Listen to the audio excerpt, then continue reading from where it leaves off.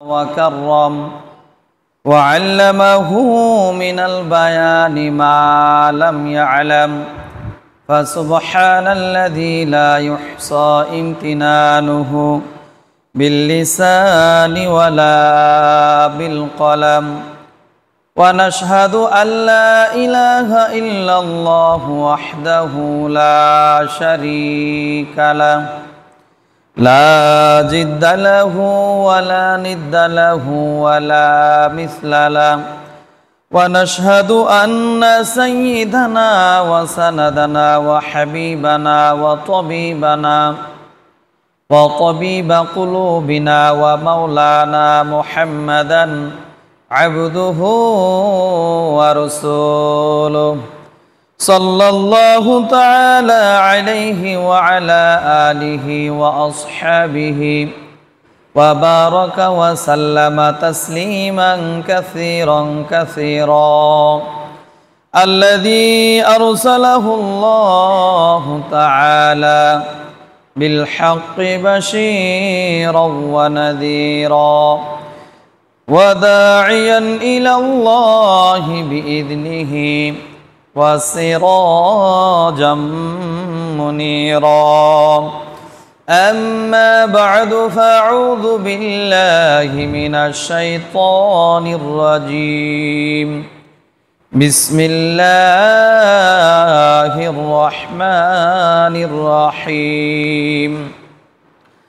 قل إن كنتم تحبون الله فاتبعوني يحببكم الله ويغفر لكم ذنوبكم والله غفور رحيم وقال رسول الله صلى الله عليه وسلم من أحب سنتي فقد أحبني ومن أحبني كان معي في الجنة صدق الله المولانا العظيم وصدق رسوله النبي الكريم ونحن على ذلك من الشاهدين والشاكرين والذاكرين والحمد لله رب العالمين شكرا درود شريف পড়ি اللهم صل على محمد وعلى آل محمد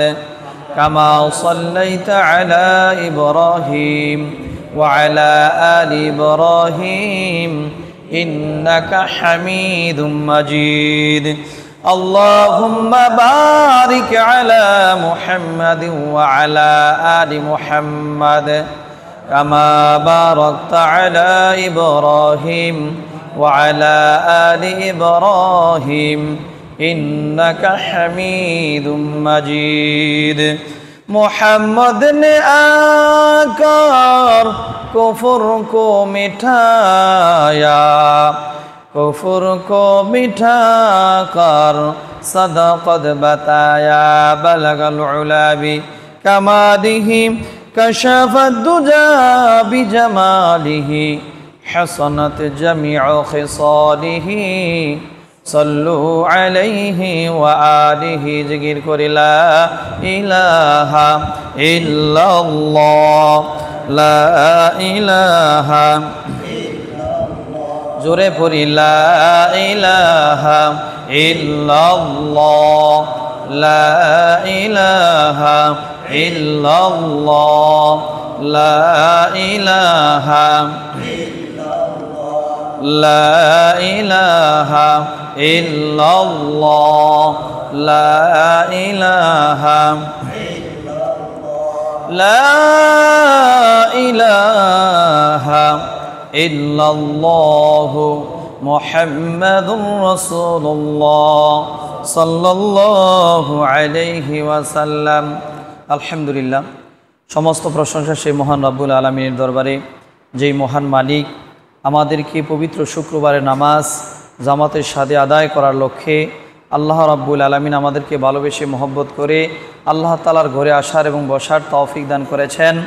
সেই মহান রব্বুল আলামিনের দরবারে সকলে একবার দিল থেকে শুকর আদায় করি, সকল বলে আলহামদুলিল্লাহ। আলোচনা হচ্ছিল যে একটা মানুষ যদি প্রকৃত মুমিন হতে চায় তাহলে তার মধ্যে রাসূলের মহব্বত, রাসূলের ভালোবাসা থাকতে হবে।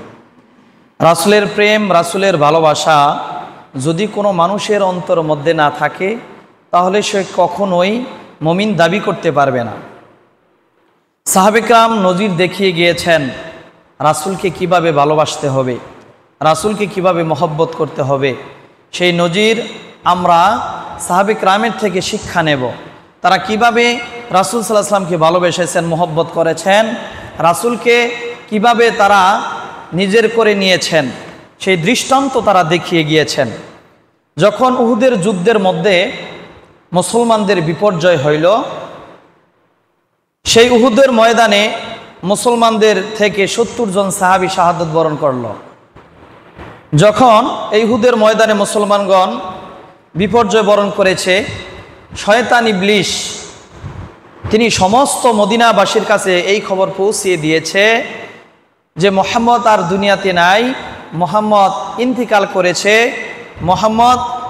মুহাম্মদকে কতল করা হয়েছে। ইবলিস যখন সমস্ত মদিনার অলিতে গলিতে এই খবর প্রচার করে দিল, দেওয়ার পরে মদিনার মধ্যে যত আনসারি মহিলা ছিল তারা রাসূলকে এতই মহব্বত করতেন, এতই ভালোবাসতেন, এই খবর শোনার পরে তাদের বাড়িঘর ছেড়ে তারা মদিনার রাস্তা দিয়ে রাসূলকে দেখার জন্য, রাসূলের কথা জিজ্ঞেস করার জন্য মদিনার রাস্তা দিয়ে চলতে শুরু করলো। যার সাথে দেখা হয় তাকে জিজ্ঞেস করে, তাড়াতাড়ি বলো আমার নবীর কি অবস্থা। ওই লোকেরা বলে তোমার স্বামী শহীদ হয়ে গেছে। মহিলা বলে আমি স্বামীর খবর জানতে চাই না, আমি আমার স্বামীর খবর তোমাদের কাছে জানতে চাই না, তাড়াতাড়ি বলো আমার নবীর কি অবস্থা। আবার একটু সামনে অগ্রসর হয়, আবার এক লোক বলে যে তোমার ছেলে শহীদ হয়ে গেছে। মহিলা, আনসারি মহিলা বলে আমি আমার ছেলের খবর জানতে চাই না, তাড়াতাড়ি তোমরা আমাকে বলো আমার নবীর কি অবস্থা, আমার রাসূলের কি অবস্থা, তাড়াতাড়ি আমাকে বলো। আরও যখন সামনের দিকে অগ্রসর হয়, কেউ বলে তোমার ছোট ভাই শহীদ হয়ে গেছে, তোমার আত্মীয় স্বজন শহীদ হয়ে গেছে, তোমার আপনজন শহীদ হয়ে গেছে। মহিলা বলে আমি আমার আপনজনকে আমি জানতে চাই না, আমার স্বামীর খবর আমি জানতে চাই না, আমার ছেলের খবর আমি জানতে চাই না, তাড়াতাড়ি আমাকে বলো আমার নবীর কি অবস্থা, আমার নবী কেমন আছে। এইভাবে তিনি মদিনার পথে যাইতেছিলেন। সামনে কিছু দূর অগ্রসর হওয়ার পরে এক লোক বলতেছে নবীর অবস্থা ভালো, নবী শহীদ হয় নাই, নবী বেঁচে আছে। ওই মহিলাটা মদিনার জমিনে, মদিনার রাস্তা দিয়ে যে রাসূল সাল্লাল্লাহু আলাইহি ওয়াসাল্লামের চেহারাকে দেখে তার চক্ষুকে শীতল করতেছে আর বলতেছে কুল্লু মুসিবাতিন বাদা জালাল, হুজুর আপনার চেহারা দর্শন করার পরে আমার যাবতীয় বিপদ, আমার যাবতীয় বিপদকে আমি তুচ্ছ মনে করি। জোরে বলেন সুবহানাল্লাহ। চিন্তা করেন, যেখানে স্বামী মারা গেছে, ছেলে মারা গেছে, সন্তান শহীদ হয়ে গেছে, সেখানে ছেলের খবর নাই, সন্তানের খবর নাই, পিতার খবর নাই, তার স্বামীর খবর নাই, তার খবর জানতে চাচ্ছে রাসূল কেমন আছে। এ থেকে প্রমাণ করেছে তারা তার সন্তানের থেকে, তার বাবার থেকে, তার পিতার থেকে, তার সমস্ত কিছুর থেকে সে রাসূলকে তারা বেশি মহব্বত করেছে। ঠিক না বে ঠিক? জোরে বলেন। এটা তারা নজির দেখিয়ে গিয়েছেন যে কিভাবে নবীকে তাদের ছেলে থেকে, পিতামাতা থেকে, ধন সম্পদ থেকে ভালোবাসতে হয়। সেই নজির ওই সাহাবে কেরাম আনসারি মহিলারা দেখিয়ে গিয়েছেন।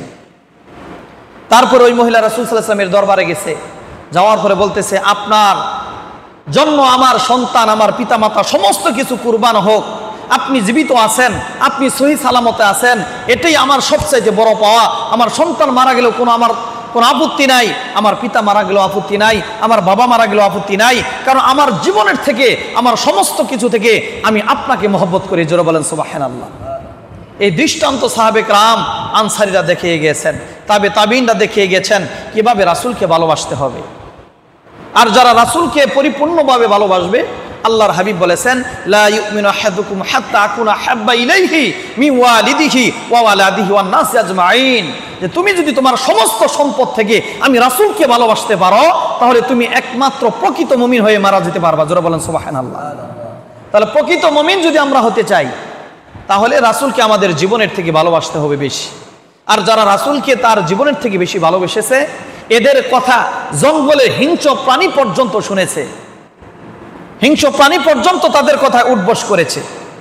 মুসলমানগণ যখন পারস্য আক্রমণ করলো, এই পারস্য আক্রমণ করার পরে ওই পারস্যের বাদশাহ সম্রাট কিসরা তিনি মুসলমানদেরকে একটা প্রস্তাব পেশ করলেন যে হে মুসলমানের দল, তোমাদের সাথে আর যুদ্ধ করতে চাই না, তোমাদের সাথে আলোচনায় বসতে চাই। তোমরা যদি আলোচনায় বসো তাহলে আমার দরবারে তোমরা আসো। হুযাইফা ইবনে ইয়ামান রাদিয়াল্লাহু তাআলা আনহু তিনি তার সমস্ত দলের লোকদেরকে নিয়ে বাদশাহ সম্রাট কিসরা দরবারের মধ্যে তারা হাজির হয়ে গেছে। ওই সম্রাট কিসরা বাদশাহ তিনি সুন্দর খাবারের আয়োজন করে দিয়েছে। শত শত মানুষ আমার এখানে আসবে, এদের জন্য ভিআইপি খাবারের আয়োজন করা হয়েছে। এই হুযাইফা ইবনে ইয়ামান রাদিয়াল্লাহু তাআলা আনহু তার দলপতিদেরকে নিয়ে যখন বাদশার দরবারে গেছে, যাওয়ার পরে শত শত মন্ত্রী এমপি মন্ত্রীরা সেখানে উপস্থিত হয়ে গেছে। টেবিলের মধ্যে খাবার দিয়েছে, সামনে তাদের বিশাল ভিআইপি সুন্দর সুন্দর খাবার সামনের মধ্যে পরিবেশন করেছে। এই হুযাইফা ইবনে ইয়ামান রাদিয়াল্লাহু তাআলা আনহু যখন খাবারকে সামনে নিয়েছেন, খাবার খাওয়া যখন শুরু করে দিয়েছেন, হঠাৎ করে ওই খাবারের প্লেট থেকে একটা খাবারের দানা মাটির মধ্যে পড়ে গেছে।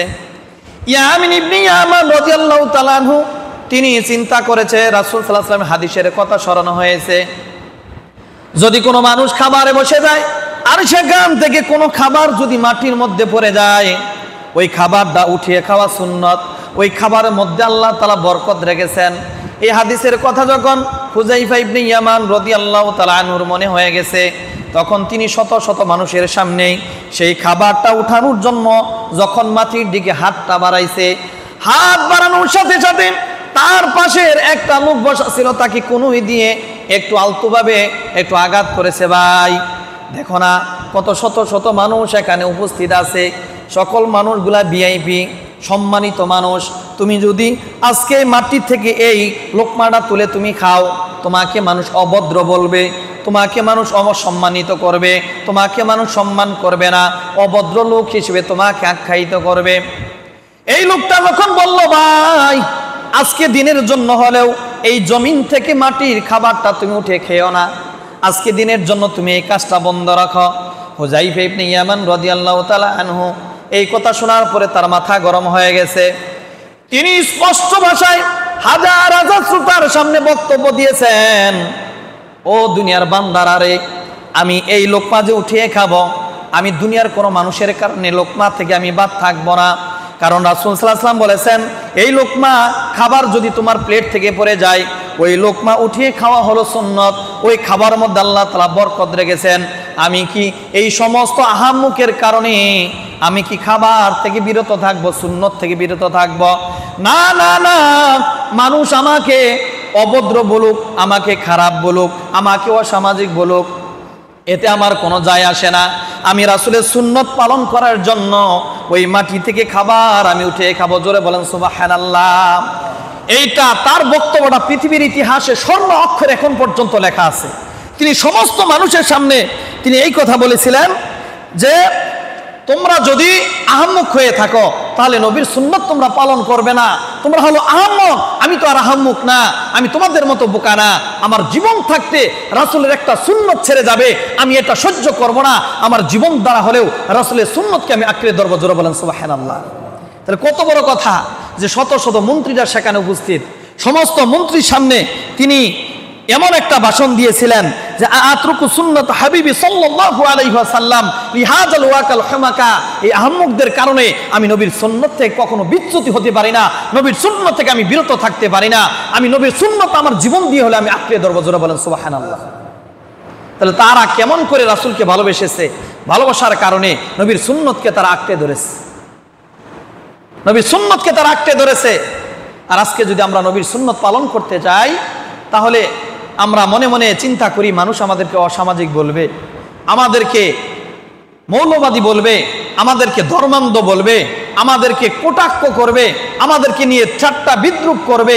এই কারণে আজকে আমরা নবীর আদর্শ থেকে দূরে থেকে আমরা ইহুদি খ্রিস্টানদের কৃষ্টি কালচারকে বুকে ধারণ করে আমাদের জীবন আমরা পরিচালনা করতেছি। ঠিক না ব্যাঠিক? জোরে বলেন।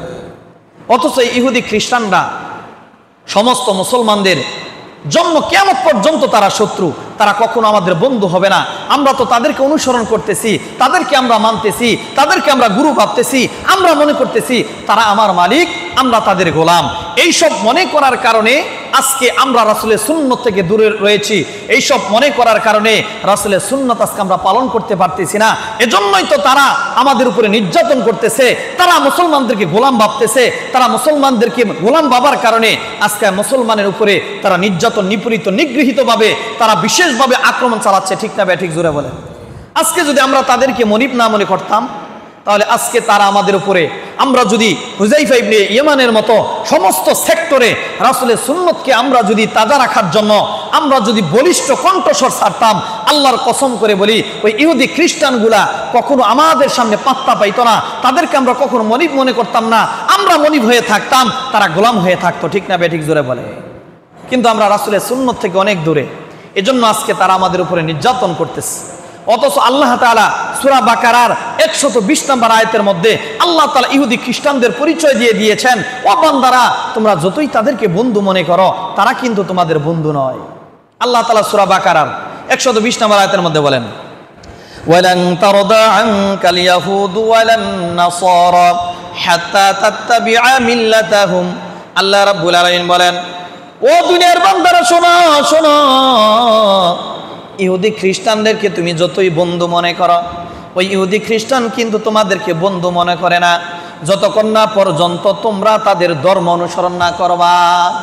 তাফসীরের মধ্যে আসছে, ও দুনিয়ার মানুষেরা, ইহুদি খ্রিস্টান তোমরা যেমন করে তোমরা তাদেরকে বন্ধু মনে করো, এরা কিন্তু তোমাদেরকে বন্ধু মনে করে না যতক্ষণ পর্যন্ত তোমরা তাদের দলের অন্তর্ভুক্ত না হয়ে যাবা, ততদিন পর্যন্ত তারা তোমাদেরকে বন্ধু মানবে না।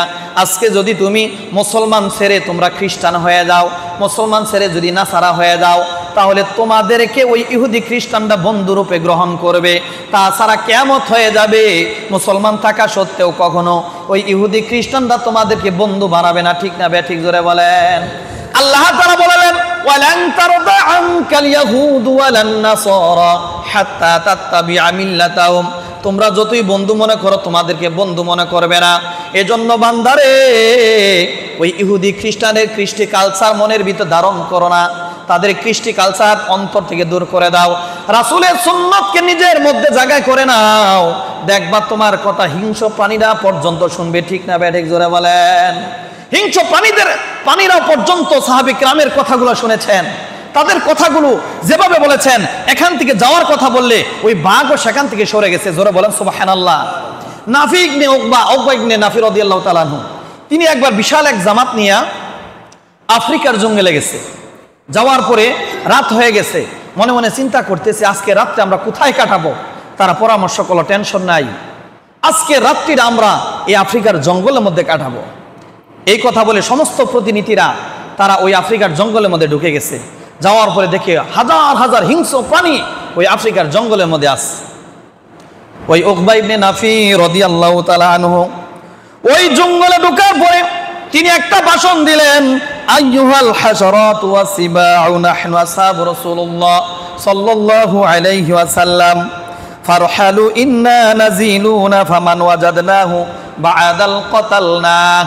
ওই নাফি ইবনে উকবা রাদিয়াল্লাহু তাআলা আনহু তিনি একটা ভাষণ দিলেন, ও জঙ্গলের হিংস্র প্রাণীর দল, তোমরা আজকে এখানে বসবাস করো না। আজকে আমরা নবীর উম্মত, নবীর সাহাবী, আমরা আফ্রিকার জঙ্গলে প্রবেশ করেছি। তোমরা তাড়াতাড়ি এই জঙ্গল থেকে সমস্ত হিংস্র প্রাণীগুলা তোমরা এই জঙ্গলকে ত্যাগ করো। তোমরা যদি এই জঙ্গল থেকে বের না হও, তাহলে কিন্তু তোমাদেরকে কতল করা হবে, হত্যা করা হবে। যখন উকবা ইবনে নাফি রাদিয়াল্লাহু তাআলা আনহু এই ঘোষণা আফ্রিকার জঙ্গলের মধ্যে দিয়ে দিলেন, সাথে সাথে সমস্ত হিংস্র প্রাণীগুলা ওই আফ্রিকার জঙ্গল থেকে বের হয়ে গেল। জোরে বলেন সুবহানাল্লাহ। দেখেন কত বড় আশেক তারা ছিল, কি পরিমাণ নবীকে অনুসরণ করার কারণে তাদের কথা ওই আফ্রিকার জঙ্গলের সমস্ত হিংস্র প্রাণীরা মানতে বাধ্য হয়েছে। কিসের কারণে? রাসূলকে অনুসরণ করার কারণে। বলছে যখন আমরা রাসূলের সাহাবী, তাড়াতাড়ি জঙ্গল থেকে বের হয়ে যাও। সাথে সাথে রাসূলের সাহাবী এই কথা বলার সাথে সাথে সমস্ত হিংস্র প্রাণীগুলা আফ্রিকা জঙ্গল থেকে ওই রাত্রের জন্য বেরিয়ে গিয়েছিল। জোরে বলেন সুবহানাল্লাহ। তাহলে কেমন আশেক তারা ছিল, কেমন মহব্বত করেছে, তাদের অন্তরে রাসূলের সুন্নতকে, রাসূলের আদর্শকে কিভাবে তারা জীবন দিয়ে আঁকড়ে ধরেছে। শুধু তাই নয়, ইমাম রাজি রহমাতুল্লাহি আলাইহি কিতাবের মধ্যে ব্যাখ্যা করেছেন, হযরত আব্দুল্লাহ ইবনে আব্বাস রাদিয়াল্লাহু তাআলা আনহু একবার হজের মধ্যে যাইতেছিলেন। যাওয়ার সময় দেখে পাহাড়ের মধ্যে কিছু মানুষ বসে আছে। ওই লোকদেরকে জিজ্ঞেস করতেছে, ভাই কি ব্যাপার তোমরা পাহাড়ের মধ্যে এমন ভাবে একসাথে তোমরা বসে আছো, কারণটা কি জানতে চাই। ওই লোকেরা বলে, সামনে একটা বাঘ আছে, ওই বাঘকে আমরা ভয় পাই, ওই বাঘের সামনে আমরা যেতে পারতেছি না, আপনি যদি একটু ব্যবস্থা করে দিতেন তাহলে হজের জন্য আমরা উদ্দেশ্য রওনা হয়েছি, যদি রাস্তাটা ক্লিয়ার করে দিতেন তাহলে হজ করার জন্য আমরা সামনের দিকে যাইতে পারতাম। এই কথা বলার পরে আব্দুল্লাহ ইবনে আব্বাস রাদিয়াল্লাহু তাআলা আনহু ওই বাঘের সামনে হাজির হয়ে গেছে। জোরে বলেন সুবহানাল্লাহ। বাঘের সামনে হাজির হওয়ার পর তিনি বাঘকে উদ্দেশ্য করে একটা বয়ান করলেন। ও বাঘ, আইয়ুহাল আসাদু নাহনু আসহাবু রাসূলুল্লাহ সাল্লাল্লাহু আলাইহি সাল্লাম, আইয়ুহাল আসাদ, হে বাঘ, নাহনু আমরা, রাসূলুল্লাহ সাল্লাল্লাহু আলাইহি ওয়াসাল্লাম, আমরা হলাম রাসূল সাল্লাল্লাহু আলাইহি ওয়াসাল্লামের সাহাবী। এই কথা বলে বাঘের কানের মধ্যে ধরার পরে লোকদেরকে বলল, ও ভাইরা আমার, তোমরা যাও, বাঘ আর কিছু করবে না, তোমরা হজ করার জন্য যাও। জোরে বলেন সুবহানাল্লাহ। ওই আব্দুল্লাহ ইবনে আব্বাস রাদিয়াল্লাহু তাআলা আনহু ওই বাঘের কানটা ধরার পরে লোক যখন ওই রাস্তাগুলো পার হয়ে গেছে, আস্তে আস্তে বাঘের কানটা ছেড়ে দিছে। ওই বাঘ আর কিছু বলে নাই, ওই বাঘটা নিস্তব্ধ হয়ে সেখানে বসে আছে। জোরে বলেন সুবহানাল্লাহ। আব্দুল্লাহ ইবনে আব্বাস বলে, ও দুনিয়ার মানুষেরা, তোমরা যদি হিংস্র প্রাণীকে মানাইতে চাও, হিংস্র প্রাণী যদি তোমার কথা শুনতে চায়, তাহলে নবীর আদর্শকে জীবনের মধ্যে আঁকড়ে ধরো, নবীর সুন্নতকে আঁকড়ে ধরো। দেখবা আমাদের কথা যেমন করে বনের প্রাণীরা পর্যন্ত শুনতো, তোমাদের কথাও ঠিক তদ্রুপ ভাবে ওই বনের জঙ্গলের প্রাণীরা শুনবে। ঠিক না বেঠিক? জোরে বলেন। সাহাবীরা কি মানুষ ছিল না? তারা তো মানুষ ছিল। তাহলে মানুষের কথা যদি একটা বাঘ শুনতে থাকে, একটা হিংস্র প্রাণী শুনে থাকে, আপনার আমার কথা কি বাঘ শুনবে না? অবশ্যই শুনবে। যদি আমি নবীর আদর্শকে আমার জীবনের মধ্যে জায়গা করে নেই, আমার জিন্দেগিটা যদি নবীর আদর্শ দ্বারা পরিচালনা করতে থাকি, নবীর সুন্নত দ্বারা যদি চালাইতে থাকি, আল্লাহর কসম করে বলি, সাহাবে কেরামের কথা যেমন করে জঙ্গলের বাঘ পর্যন্ত শুনেছে, আপনার আমার কথা জঙ্গলের বাঘ শুনবে। ঠিক না বেঠিক? জোরে বলেন। কিন্তু আমাদের আমল নাই, এজন্য আজকে আমরা মার খাচ্ছি। কোনোভাবে ওই ইহুদি খ্রিস্টানরা আমাদেরকে এককভাবে মেরে যাচ্ছে, কোনো সংঘবদ্ধভাবে মেরে যাচ্ছে, কোনো আমেরিকার লোকেরা আমাদেরকে মারছে, কোনো সময় বার্মার লোকেরা আমাদেরকে মারছে, কোনো সময় মিয়ানমারে আমাদেরকে নির্যাতন করা হচ্ছে, কোনো সময় মিত্র বাহিনীর সাথে আমাদেরকে যুদ্ধ করতে হচ্ছে। এইভাবে মুসলমানদের উপরে নির্যাতিত নিপীড়িত সারাক্ষণ চালাতে যাচ্ছে। রাসূল বলেছেন, তোমরা যদি নির্যাতন থেকে বাঁচতে চাও, আমার নবী আদর্শকে গ্রহণ করো। আমার আদর্শকে যারা গ্রহণ করবে, আল্লাহর কসম করে বলি, আল্লাহর পক্ষ থেকে তোমাদের জন্য গায়বী সাহায্য আসবে। ঠিক না বেঠিক? জোরে বলেন। এজন্য আমরা নবীর আদর্শকে যদি আমাদের জীবনের মধ্যে আমরা জায়গা করে নেই, নবীর আদর্শকে যদি আমরা অনুসরণ করে থাকি, আল্লাহর কসম করে বলি, ওই ইহুদি খ্রিস্টানগুলা আমাদের পায়ের সামনে এসে বাপ চাবে। ঠিক না বেঠিক? জোরে বলেন। কিন্তু আজকে আমরা নবীর আদর্শ থেকে দূরে সরে যাওয়ার কারণে মুসলমানদের উপরে এমন নির্যাতন হচ্ছে, এটা আমাদের বুঝতে হবে। এজন্য আমরা প্রত্যেকটা মানুষ যদি রাসূলের সুন্নতের অনুসরণ করি, রাসূলকে ভালোবাসি, রাসূলকে মহব্বত করি, তাহলে নিঃসন্দেহে আমরা আল্লাহর কাছে দামি হয়ে যাব। শুধু আল্লাহর কাছে দামি নয়, সমস্ত মাখলুকের কাছে আমরা দামি হয়ে যাব। আমরা যা বলবো ওই মাখলুকগুলা তাই করতে থাকবে। ঠিক না বেঠিক? জোরে বলে।